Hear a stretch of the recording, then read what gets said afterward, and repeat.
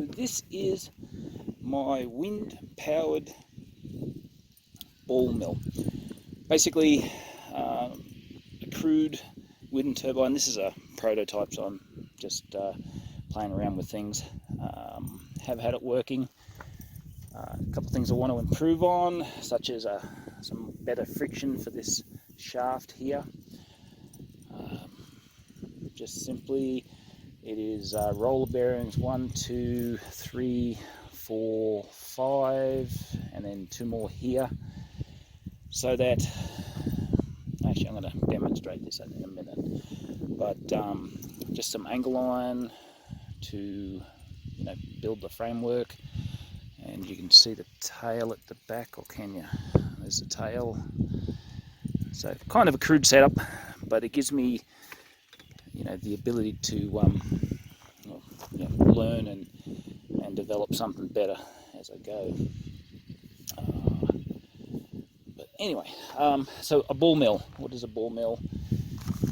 A ball mill, surprisingly enough, has balls of some sort. In this case, they're going to be lead, and because this ball mill is actually going to be for making some of my black powder, and so you want something that will not spark. If I'm putting black powder in here, I want something that doesn't spark. So I cannot use steel, although steel might be perfectly the right choice for other things that you want to crush up.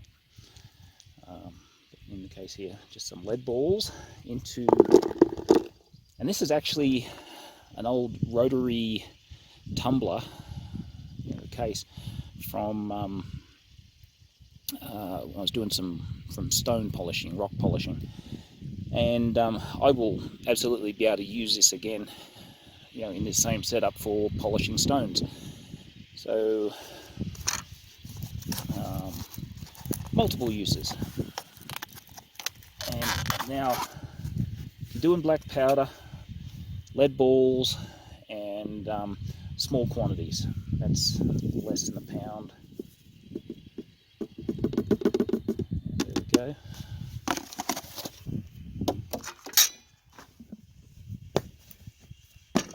One thing that's really good is why this is good for using it as a black powder ball mill, is that very little chance of ignition. So this used to be electrically powered, so when you have electricity you have a source of ignition, so you have a very good chance of igniting the black powder, whereas with my wind turbine, one, I can keep it way away from the house, and I'm not using any electricity, so much smaller chance of accidentally setting off this black powder. I'm sure there's going to be people that will say this is very, very dangerous, but I think if you're using the lead balls, small quantities, keep it away from the house, and don't have any electrical or other heat ignition sources nearby, I think it's fairly safe. But that's just my opinion. Alright, so won't work here, but I'll just give you an idea of the basic setup. So as the wind turbine blade turns, or the windmill blade turns, it turns this shaft here, and that turns the drum. Like I said, to improve the friction on the drum, because I was having some trouble with slipping, I've just put some rubber bands over it, and I'll see how that goes. But probably next week I want to put some friction material on the shaft. I'm not sure what that's going to look like yet, some sort of rubberized paint hopefully. But anyway, so that's the deal. These bearings on the end of the drum, so as the drum is moving around it tends to migrate up or down, and then when it gets to the end of where it can go, it jams up on things. So if I've got a roller bearing there, it'll hit the roller bearing and it should cut down on the friction a lot. There we go.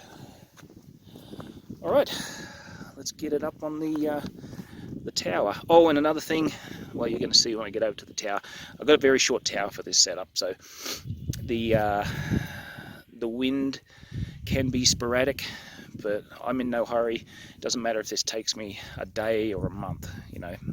It's free energy, it's safe-ish, and I can pretty much just leave it and forget.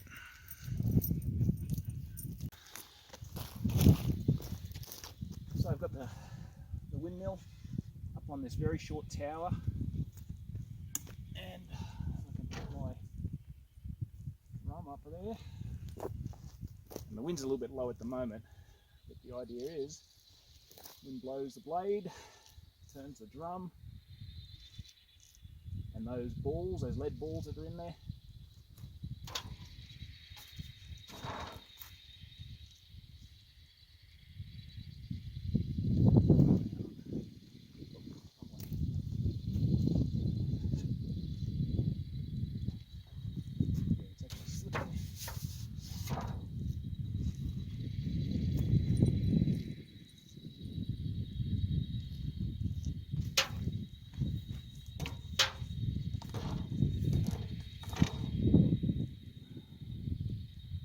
Alright, so this is a little bit of a problem.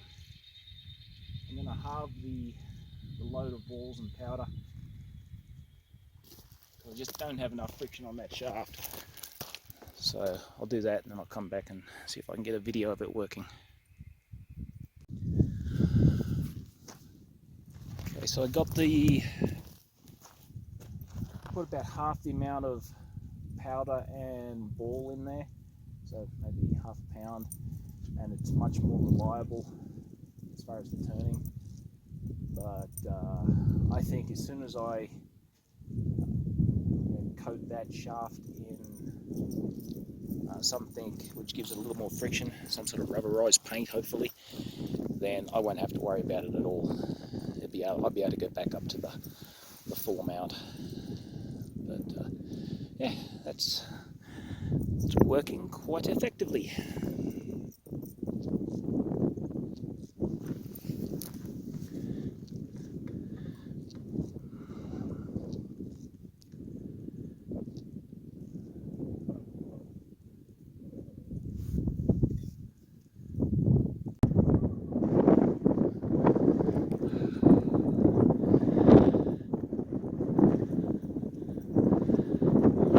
It's the wind-powered ball mill, working fairly well.